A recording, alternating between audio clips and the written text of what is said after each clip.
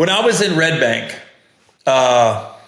this weekend, I had a girl come up. She had a Nick Scully on, and she comes up to the meet and greet to get a picture with me. And I said, "Oh, the Knicks. You a Knicks fan?" And she goes, "My brother."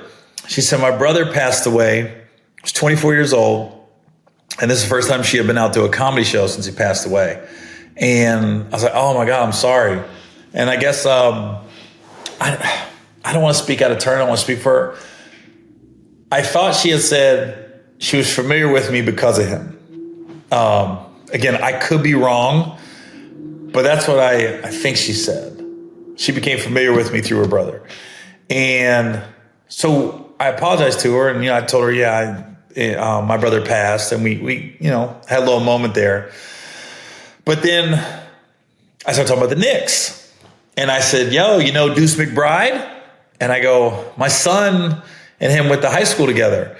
And then I told him how Jackson Hayes and Deuce McBride went to high school in Cincinnati. And then we started talking just basketball. And she goes, "My God," she goes, "my brother would have loved this conversation." She goes, "He loved talking sports and like little known facts about sports." And when you can get somebody and they want to talk about their team and you can give little nuggets about their team, I go, I could do that all day with the Bengals. I could do Bengals talk all day with people. I just love them. And she said that was her and her brother. And her brother loved it. And it was so odd because I really have been thinking about my brother a lot lately. And I don't know why. I mean, a lot. Like there was a moment this weekend where I just sat in my room and I got a little teary-eyed just reminiscing about him. And I don't even know where it came from. That's the thing about grief and losing loved ones. You don't know when that stuff happens. And when it happens, you just let it out.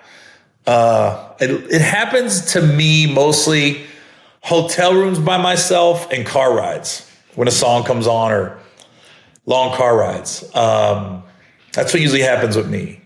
And for some reason, and maybe it's because I was in Cincinnati, I was back home, but I'm sure it stemmed from I had a couple high school friends come to my show, and I had dinner with my buddy Mike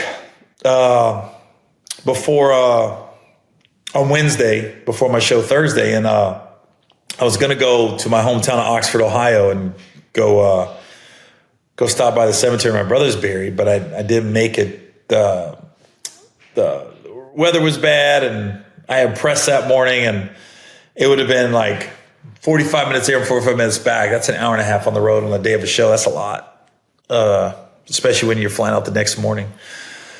So I didn't make it up to the cemetery, and maybe that's where it came from, because I went to bed thinking I might go pay him a visit.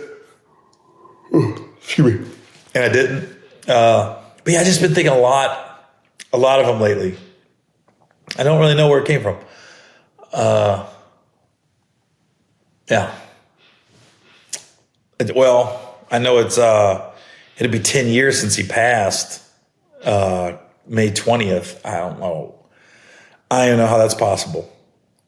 I don't know how 10 years went that fast. And God, he'd be in his mid-40s if he was still alive.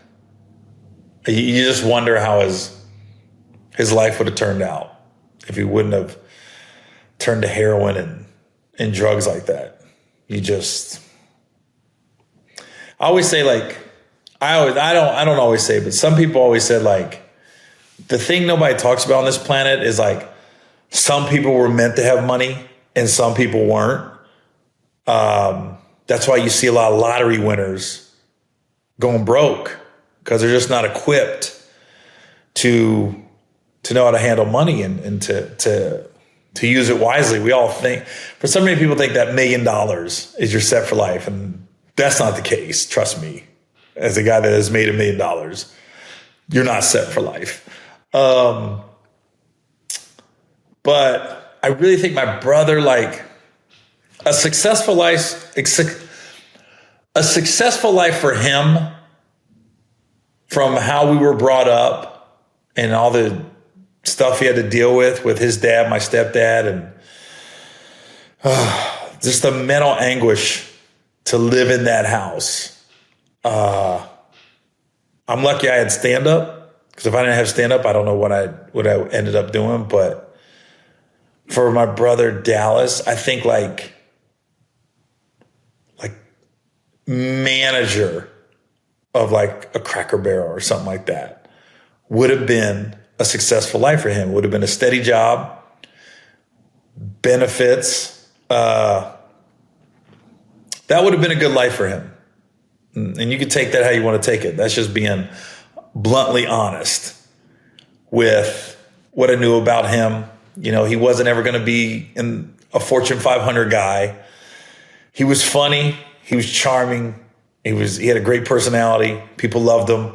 So I could see him doing something that it was a different job every day. He wasn't a guy that was going to sit in a cubicle.